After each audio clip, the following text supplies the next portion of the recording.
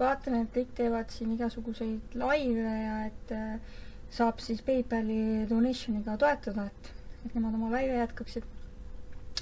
Mõtlesin siin, et kuna ma annetasin oma säästetud tatueeringu raha kassidele ära, siis mul jäi tatueering poolikuks. Siis ma mõtlesin, et äkki ma teeks ka taolise asjad.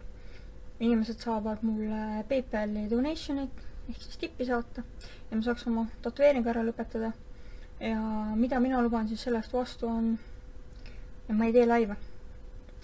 Ma ei hakka teid mitte ühegi laiviga tüütama vähemalt lähima 3 kuu jooksul. 0 laivi, ei kuskil eestlaste kolmnurka, niisama Facebooki, YouTube'i, mitte ühtegi laivi, Twitchi ka ei tee. Et näidake oma toetust, et ei peaks vaatama ja kulutama oma aega minu jamale. Lisaks, kui teete PayPali,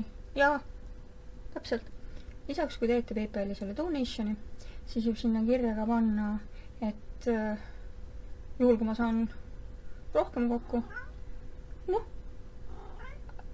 ja juhul, kui ma saan rohkem kokku, siis ma ei saa midagi muud küsida, sest meil on kasside kokkulepe, et kui ma saan rohkem kui 100 eurot, mis mul tatueeringu alla läheks, siis ma annetan kassidele, olema ausad. Kuhu ma ikka selle raha panen?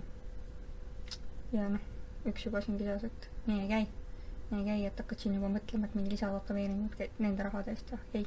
Selle lõpuni ja siis teen väikse pausi, kuni siin majanduses ja asjad paremaks lähevad. Ja ongi kõik.